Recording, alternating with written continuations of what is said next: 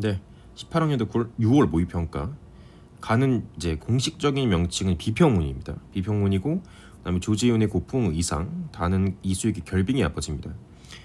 당시 이제 그냥 평가원이 문제를 내던 스타일이에요. 보기를 주지 않고 따로 그냥 지문 비평문을 주는 형식으로 보기를 대체했던.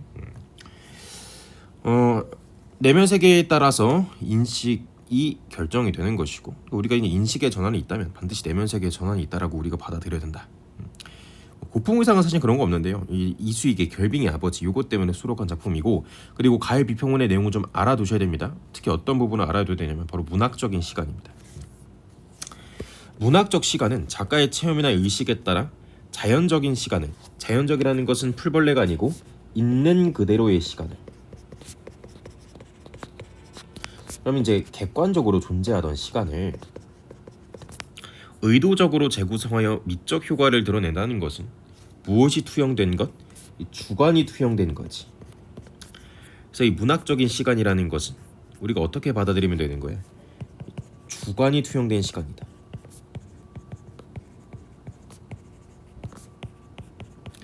실제로는 5분인데 나는 5시간처럼 느껴졌어요. 그래서 5분이 5시간이 됐다라고 썼어요. 문학적인 시간인 거죠. 삶의 과정과 시간의 흐름을 담은 사건은 주로 과거형으로, 대상의 특징을 감각적으로 형상화하는 이미지는 주로 현재형으로 표현됩니다. 그래야 더 현실감 있게 느껴지기 때문에. 하지만 과거형과 현재형의 적용은 작품의 내적 상황에 따라 달라질 수 있고요. 과거의 시간이나 과거의 사건이나 동작의 변화를 실감나게 드러내기 위해 현재형으로 표현하기도 하고, 이미지 묘사를 시간의 흐름이 드러나도록 과거형으로 표현하기도 합니다. 특히 서정시는 현재의 순간에 과거의 경험들이 공존해 있다는 점에서 이러한 시간의 모호성이 두드러져요. 왜요?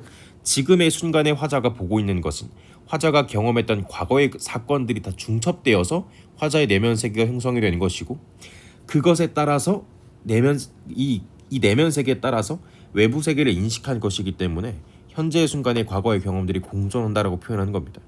그러니까 화자가 해왔던 여러 가지 경험들을 기반으로 자신이 처한 현실을 인식하는 것이기 때문에 이 경험을 바탕으로 인식이 이루어지겠고, 그것을 우리는 주관적 인식이라고 불렀고, 주관적 인식이라는 것은 세계의 자화니까.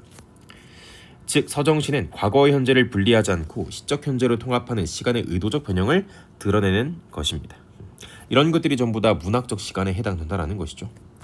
가보시죠. 고풍의상입니다. 고풍이라는 것은 옛 분위기가 난다. 고풍이라는 것이 옛 꽃자의 바람 풍자니까 옛 바람이 아니죠. 옛 풍류, 옛스러움이 난다. 옛날의 멋이 난다, 이런 뜻입니다. 의상은 옷이니까 그러니까 옛날 의상에서 느껴지는 그 풍류, 이렇게 좀 해석하면 될 것 같아요. 하늘로 나를 듯이 길게 뽑은 부연 끝 풍경이 옵니다. 여기서 이제 어휘력이 조금 갈려요. 왜냐하면 이 풍경을 랜드스케이프라고 해석해버리면 좀 문제가 생깁니다. 야, 여기 풍경 좋다. 풍경이 아니에요. 이 풍경이 뭐냐면 이 처마가 있잖아요. 거기 끝에 물고기 모양 종이 있어요. 뭔지 아세요? 이걸 풍경이라고 불러요. 그럼 하늘로 나를 듯이 길게 뽑은 부연 끝 풍경이 온다는 것은 무슨 말이야? 바람이 불어서 종이 울린다, 이런 뜻입니다. 경험하세요. 아시겠죠? 바람이 불면 땡땡땡 하는 그 종이 있어요. 그 물고기 모양 종, 이런 걸 이제 풍경이라고 부릅니다. 풍경이 운다, 엉엉 우는 게 아니고 소리가 난다는 거겠죠. 파도가 운다, 울어, 이게 진짜로 파도가 우는 게 아니고 파도 소리가 들린다는 거죠. 주관적 인식인 거죠. 선생님, 운다니까 슬픔, 내면세계 인식 부정적 아니라고. 맥락을 따라 가자고요. 맥락을 따라서. 처마 끝 곱게 내리온 주렴에 반월이 숨어. 주렴이라는 것은 수정렴입니다. 우리 방홍시어 할 때 했죠. 여기에 반월이 숨어 있다는 게 무슨 말이야? 요렇게 달이 있는데요, 주렴이 요렇게 반쯤 가려진 거지. 그러면 화자는 뭐 하고 있는 거야? 방 안에 앉아서 주렴을 통해 반월을 보고 있는 거예요. 되죠? 아른아른 봄밤이 두견이 소리처럼 깊어가는 밤. 두견이 소리는 무슨 말인지 모르겠다, 인정합니다. 근데 깊어가는 밤이니까 화자는 지금 밤이라는 시간대에 존재한다까지는 괜찮죠. 이 두견이 뭐냐면 접동새입니다. 접동새는 보통 이제 새벽 2시쯤 울어요. 그럼 두견이 소리처럼 깊어간다는 게 무슨 말이야? 예, 접동새가 우는 시간대만큼 그 정도로 어두운 시간대다. 이게 1번. 이 두견이 소리는요, 하늘 상징하거든요. 한국 문학 역사상. 이게 왜 그러냐면 이 농민들은 기본적으로 농경 사회지 않습니까? 이 농민들은 일찍 자고 일찍 일어나야 돼요. 그러니까 이 일찍의 기준이 뭐 9시 이쯤이란 말이에요. 8시, 9시. 왜냐면 새벽부터 일어나서 농사일을 해야 되기 때문에. 근데 새벽 2, 3시에 우는 접동새 소리를 들었다는 것은 잠을 이루지 못했다는 것이고, 잠을 이루지 못했다는 것은 일반적으로 걱정이 있다는 것이니까, 내가 가지고 있는 걱정과 하늘, 이 두견이만 알아준다 이렇게 표현을 한 것이 옛날 사람들. 그것이 굳어져서 하늘 상징하는 겁니다. 그러니까 두견이 소리처럼 깊어간다는 것은 사람의 깊은 한처럼 느껴진다. 그러니까 사람의 한이 깊은 것처럼 그만큼 깊은 밤. 느낌이 안 오시죠? 그냥 그 정도로 깊은 밤 하시면 될 것 같습니다. 되죠? 밤이라는 것은 시각이에요. 두견이 소리는 청각이네요. 청각의 시각의 청각과 공감각적 심상. 그러니까 똑같은 밤이라는 시간대를 이렇게 주관적으로 표현하는 걸 뭐라고 부른다고? 가해서 문학적 시간이라고 부른다고요. 고바라 진정 아름다운 치고. 엄매 선택자들은 느낌 오시죠? 안 되잖아요. 고와라잖아요. 시적 고형이죠. 파르란 구슬빛 바탕에 자줏빛 호장을 바친 호장저고리. 호장저고리 하얀 동정이 화남이 박도소이다. 화자 지금 뭐 보고 있냐면 밤에 호장저고리를 입은 여자를 보고 있어요. 여기서 잡지 못해도 이렇게 치마를 입고 있다, 이런 맥락을 통해서 여자를 보고 있다를 우리가 추론해 볼 수 있어요. 살살이 퍼져나린 고든 선이 스스로 돌아 곡선을 이루는 거. 표현 봐. 화자가 지금 여자를 보고 있는데 여자의 치마가 물결을 치고 있는 거지. 그러면 가만히 서 있지 않고 움직인다까지는 되시죠, 그죠? 여기까지는 우리가 현장에서 할 수 있을 것 같아. 근데 우리가 경험하는 거니까 조금 더 깊게 가봅시다. 그 한복 치마는 되게 길잖아요, 그죠? 그래서 한복 치마를 입고 한 바퀴 쫙 돌면 이 도는 거에 맞춰서 치마 밑에 폭이 쫙 도는 거 뭔지 아세요? 무용하시는 분들 보면은 한복 입고 쫙 돌면은 스핀 딱 돌면 치마가 쫙 도는 거 뭔지 아시죠? 그게 이렇게 표현된 겁니다.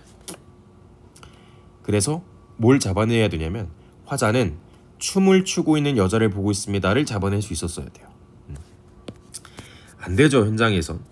그냥 움직이고 있다 정도로만 하고 넘어갑시다. 치마 끝에 곱게 감춘 운해당해. 운해당해는 신발입니다. 기출이에요.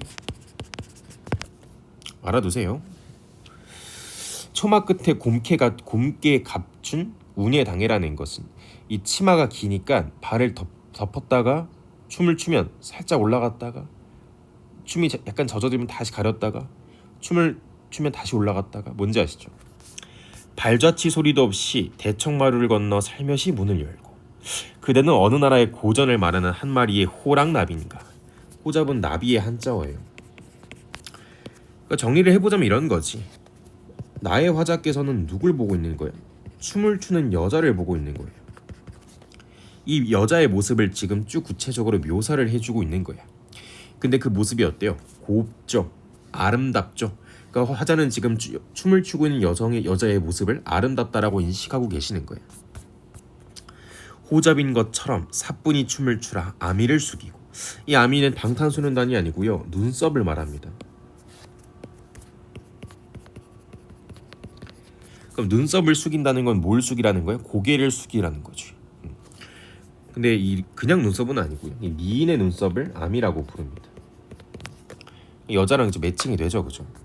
나는 이 밤에 옛날에 살아 눈 감고 검은 꽃줄을 골라버리니 가는 버들인 것처럼 가락에 맞추어 흰 손을 흔들지어다. 그럼 흰 손을 흔들지어다, 흔들어지다. 말이 좀 어렵죠? 천천히 가보시죠. 화자 지금 뭐 하고 있다고요? 춤을 추는 여성을 보고 있다고요? 여성의 모습을 아름답다고 인식하고 있지. 근데 그대는 어느 나라의 고전을 말하는 한 마리의 호접이라는 말의 속에서 화자가 그 여성의 모습을 보고 옛스러움을 느끼고 있다까지 되시죠. 그 맥락을 끌고 왔을 때 이 밤에 옛날에 살아라는 것은 지금 이 밤에 있지만 여자의 모습을 보니까 옛스러움이 느껴지니까 옛스러움이 느껴지니까 옛날에 살고 있는 느낌을 받고 있다라고 표현을 하는 거지. 그러니까 과거의 시간대와 지금의 시간대가 중첩된 문학적 시간적 표현이라는 것을 알 수 있습니다. 쉽지 않습니다. 내가 검은 곳 줄을 골라 볼 것이니 너는 그 가락에 맞추어 흰 손을 흔들어 달라, 이런 뜻이죠. 내가 너의 춤에 반주를 깔아줄 테니까 춤을 더 추어봐라, 이런 뜻이겠죠. 내용이 없어요. 그냥 화자는요, 춤을 추는 여성의 모습을 아름답다고 인식하고 있고 그 모습에서 옛스러움을 느끼고 있어요. 그러니까 이 밤에 살지만 지금 이 밤이 옛날의 시간대인 것 같다라고 느끼고 있는 거지. 가봅시다. 이수익의 결빙의 아버지입니다. 어머님, 제 67살적 겨울은 7살 유년 시절 회상이네요. 목조적산 가옥 2층 다다미방에 벌거숭이 유리창 깨질 듯 울어대던 외풍 탓으로 한없이 추웠지요. 밤마다 나는 벌벌 떨면서 아버지 가랭이 사이로 시린 발을 밀어넣고 그 가슴팍에 벌레처럼 파고들어 얼굴을 묻은 채 겨우 잠이 들곤 했었죠. 그럼 지금 화자가 어머니에게 말을 건네는 형식으로 시상이 전개가 되고 있는데, 화자는 지금 과거의 기억을 떠올리고 있어요. 두 글자 회상 찍어주시면 너무 좋을 것 같고, 누구와의 기억? 아버지와의 기억을 지금 회상하고 있습니다. 외풍이 들어서 추운 내 아버지가 나를 그렇게 지켜주셨던 기억을 떠올리고 있는 거지. 그럼 아버지가 나를 좀 따뜻하게 안아주셨던 그런 기억, 아버지에 대한 사랑에 대한 기억, 괜찮죠, 그죠? 요즘은 지금이니까 회상에서 현실로 지금 시간이 돌아와서 현재로 곁에서 잠드는 아이들 이불깃을 덮어주며 늘 그런 추억으로 마음이 아프고 나를 품어두던 그 가슴이 이제는 한 줌 뼈가루로 사가 붉은 흙에 자취 없이 뒤섞여 있음을 생각하면 옛날처럼 나는 다시 아버지 곁에 눕고 싶습니다. 그럼 아버지가 지금 안 계시죠? 한 줌 뼈가루로 사가 돌아가신 거잖아요. 아버지 안 계시고 아버지에 대해 생각하고 있으니까 화자는 아버지를 그리워하고 있음을 알 수 있습니다. 화자가 겪었던 그 아버지에 대한 경험, 그런 아버지의 사랑에 대한 경험이 있고, 아버지가 돌아가셨으니까 아버지에 대한 그리움도 생겼을 것이고, 우리가 이제 이 아버지의 그리움을 가진 화자의 내면대로 세상을 바라볼 겁니다. 그럼 화자가 어떤 세상을 인식했을 때 그것이 주관적으로 인식이 된다면 그 원인은 반드시 어디서 찾아야 된다? 화자의 내면 세계에서 찾아야 된다. 그런데 어머님, 오늘은 영하의 한강교를 지나면서 문득 나를 품에 안고 추위를 막아주던 67살적 그 겨울밤의 아버지가 이승의 물로 화진에 있음을 보았습니다. 화진이라는 것은 몸이 되었다, 이런 뜻이죠. 우리 이런 표현 쓰잖아요. 질투의 화신이다. 뭔 말이야? 질투는 추상적인 관념이에요. 근데 저 사람을 보면 질투가 몸이 생겨서 사람의 형태를 띈 것 같이 보인다. 뭔 말이야? 질투가 개 많다는 소리잖아요. 이 화진이라는 것은 그런 뜻입니다. 어떤 관념이 몸이 되어서 나타난 것 같다. 그럼 화자는 영화의 한강교를 건너면서 한강을 보고 얼어있는 한강의 모습을 보면서 누구를 떠올린 거야? 아버지를 떠올리고 있는 거예요. 아니, 화자가 한강교를 지나면서 얼어있는 한강물을 보고 누굴 떠올렸다고? 아버지를 떠올렸다고. 아버지가 누워있는 것처럼 느껴졌다고. 이렇게 주관적 인식의 원인은 어디에 있다고? 내면 세계에 있다고. 그럼 화자가 왜 한강의 아버지를 떠올린 거야? 화자는 아버지를 뭐하고 있기 때문에? 그리워하고 있기 때문에. 이 그리움이 한강에 투영되어서 한강의 아버지처럼 보였던 것이죠.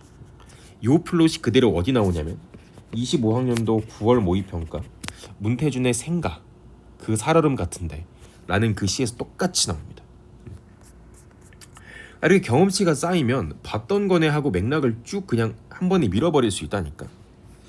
품 안에 부드럽고 여린 물살은 무사히 흘러 바다로 가라고 꽝꽝 얼어붙은 잔등으로 혹한을 막으며 하얗게 얼음으로 엎드리던 아버지.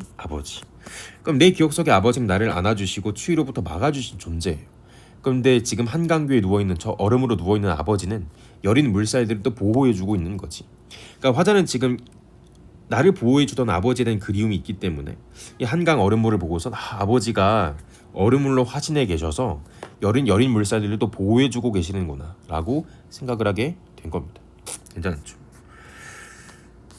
여기까지가 이제 현장에서 할 수 있는 부분인 것 같고, 조금 더 딥하게 들어가면 갑자기 아버지를 왜 떠올린 거야? 나도 아버지가 되었기 때문이죠. 나도 아버지가 되었기 때문에 이 아버지로서의 아이들에 대한 사랑을 나도 느껴본 거지.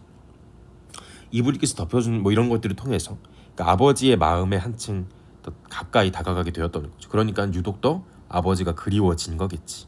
그렇습니다.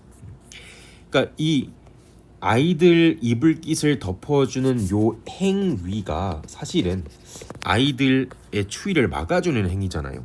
그러니까 내가 지금 하고 있는 행위가 과거에 아버지가 나한테 해주던 행위랑 똑같은 거지.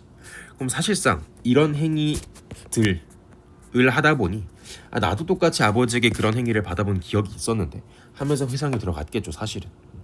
그래서 이 행위라는 것이 연결의 매개체로 활용이 되고 있음을 우리가 알 수 있습니다. 모처럼 노인의 행위와 어머니의 행위가 똑같아서 서술자인 나가 어머니를 회상하게 된 것처럼 나의 행위와 아버지의 행위가 동일했기 때문에 내가 아버지를 떠올리게 된 거겠지, 사실. 그러니까 아버지 땅에서 본 플롯이랑 또 똑같다니까. 그러니까 계속 반복돼요, 기출은. 그러니까 우린 이 반복되는 기출의 플롯을 익숙하게 만들면서 시험장에서도 그 반복된 플롯 속에서 읽어주면 된다 이거지. 그러니까 100% 엄청난 새로운 내용은 잘 안 나와요. 아시겠죠? 적어도 6월골에서 경험한 플롯대로 갈 겁니다. 괜찮죠? 그래서 결빙의 아버지입니다. 아버지께서 얼어 계신다 이런 뜻인 거지. 통일할 수 있죠, 그죠? 가볼까요?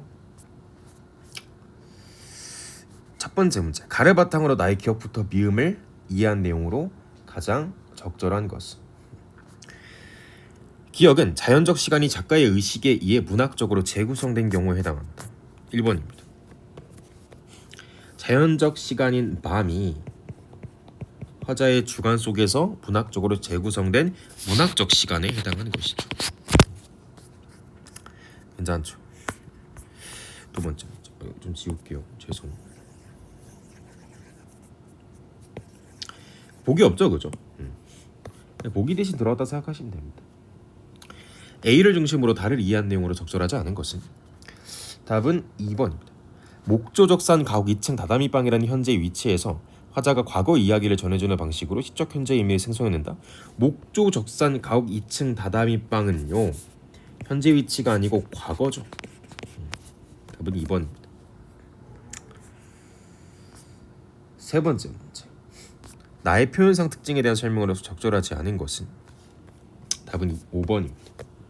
말줄임표를 사용하여 시적 대상의 정적인 상태와 동적인 상태가 충돌하는 상황을 표현하고 있다. 말줄임표는 여기죠. 그럼 춤을 춘다는 것은 움직임이 있다는 것이기 때문에 동적인 상태 동의할 수 있죠. 정적인 상태 없습니다.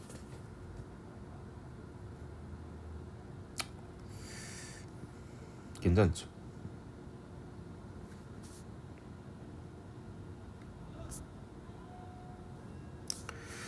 B를 중심으로 달을 감상한 내용으로 적절하지 않은 것은? 답은 4번이 됩니다. 나를 품어주던 그 가슴과 꽝꽝 얼어붙은 잔등의 대비를 통해 내면의 의도와 반대되는 행동을 보여주. 이게 무슨 개소리예요? 내면의 의도와 반대되는 행동이라는 것을 우리는 이제 반어다 이렇게 부르죠.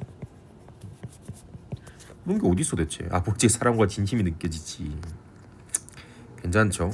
근데 다른 선지를 좀 봐야 됩니다. 좀 중요해요. 곁에서 잠든 아이들 이불깃을 덮어주는 모습이 나를 품에 안고 추위를 막아주던 모습과 호응하여. 호응이라는 것은 제가 연결이라고 가르쳐 드렸어요.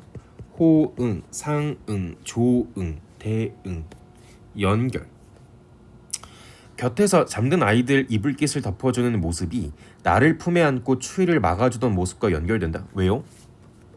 곁에서 잠든 아이들의 이불깃을 덮어주는 모습이 아버지가 나를 보호해주던 모습과 똑같았잖아요.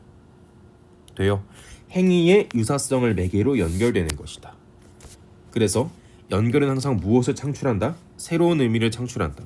자식을 걱정하는 아버지의 마음이 시적 화자에게로 이어진다. 왜? 나도 아버지가 되었다니까요. 선생님 아까 시험장에서 못한다고 하셨잖아요. 돼야지. 지금 상황에서 못할 수 있다는 거고 결국엔 해내야죠. 그죠? 지문을 읽으면서 잡지 못해도 선지에 나왔을 때 맞지 정도는 돼야 됩니다. 늘 그런 추억으로 마음이 아프다는 것으로 미루어 볼 때 아버지에서 아버지의 부재에 대한 시적 화자의 애틋함을 여운으로 남기고 있음을 알 수 있죠. 늘 그런 추억으로 마음이 아프다는 것은 화자가 아버지를 그리워한다는 것이고 말줄임표는 여운을 남기기 때문에 맞는 말입니다. 한줌 뼈가루의 이미지와 하얗게 얼음으로 엎드려 있는 강의 이미지를 연관시켜 아버지의 모습을 감각적으로 표현하고 있다. 1번 한줌 뼈가루의 이미지는 시각적 흰 이미지죠. 하얗게 얼음으로 엎드려 있는 거 흰 이미지죠. 동일하죠. 매개죠. 연결됩니다. 둘 다 아버지를 묘사한 표현이라는 점에서 연결된다고. 동일한 색채로 표현한 것도 맞고 동일한 대상을 묘사한 측면도 맞아요. 돼요? 그럼 아버지의 모습이 감각적으로 표현된다? 그것도 맞죠. 시각적으로 표현이 되니까. 근데 더 중요한 건 이건 거지. 흰색 이미지, 시각적 이미지, 매개 연결. 3번 오답. 이것도 맞는데 이 연결이 뭘 드러내고 싶은 거냐? 단순히 아버지? 한 줌의 뼈가루는 아버지가 돌아가신 걸 의미하죠. 화자가 아버지를 그리워하고 있다고. 하얗게 얼음으로 엎드려 있다는 것은 그 그리움이 한강교에 투영이 된 거죠. 그럼 이 연결은 화자에게 어떤 의미를 불러일으키는 거야? 화자가 아버지를 그리워해서 한강교에서 아버지를 떠올리게 되었다라는 그 의미를 의미를 전달하고 싶었던 겁니다. 다시 아버지가 더 눕고 싶은 현재와 아버지 가랭이 사이에 서린 발을 밀어넣었던 과거로 연결해 아버지에 대한 그리움을 담아내고 있습니다. 동의할 수 있죠? 그렇습니다. 그래서 답은 4번이 됩니다. 그러니까 정답은 쉽게 찍혀요. 뭔 반어야 반어는. 근데 나머지 선지에서 제가 항상 강조하는 거 있죠. 연결은 매개체를 전제한다. 그리고 이 연결이라는 것은 반드시 새로운 의미를 창출합니다. 그래서 마지막 문제는 이걸 그대로 드러낸 문제다라고 우리가 읽어보시면 될 것 같습니다.